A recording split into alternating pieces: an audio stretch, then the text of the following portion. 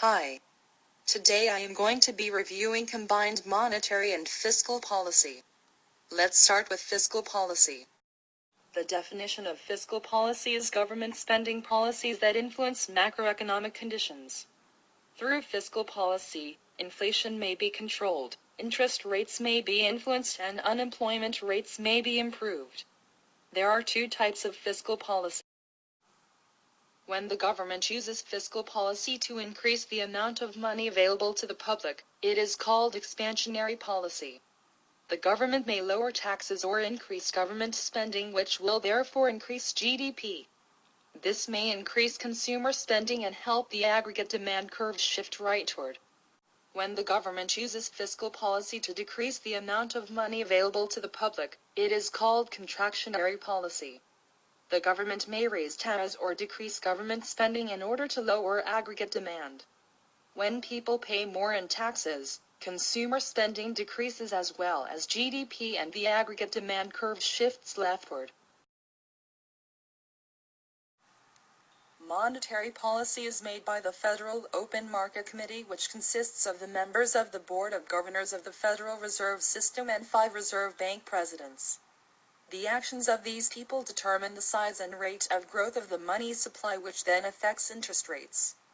Expansionary policy lowers interest rates while contractionary policy raises them. Open market operations are the buying and selling of government securities in order to expand or contract the amount of money in the banking system. Expansionary monetary policy with open market operations includes the buying of securities, while contractionary monetary policy includes the selling of securities.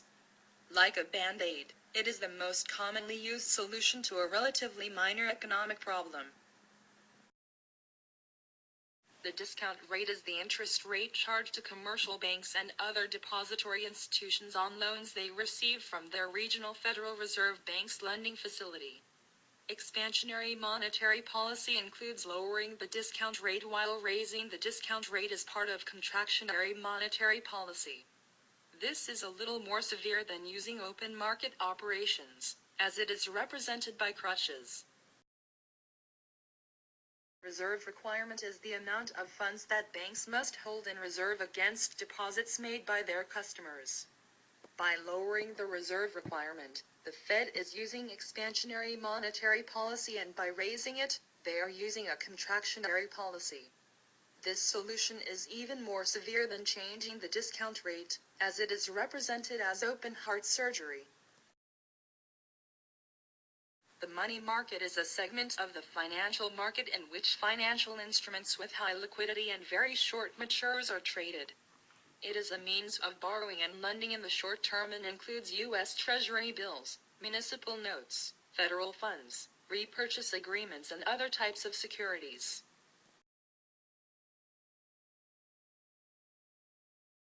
The supply of money is represented by a vertical line at the quantity of money that the Fed decides to put out into the public.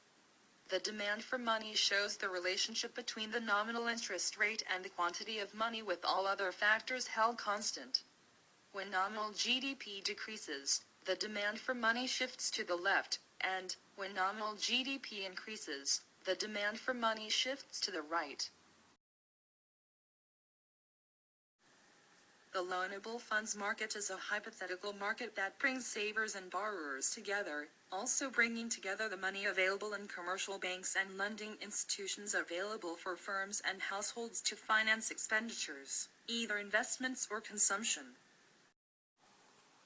Demand for funds come from households and businesses who wish to borrow to make investments.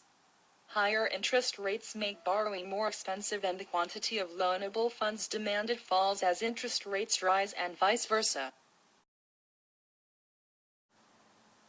Supply comes from those who have extra money to save or lend out.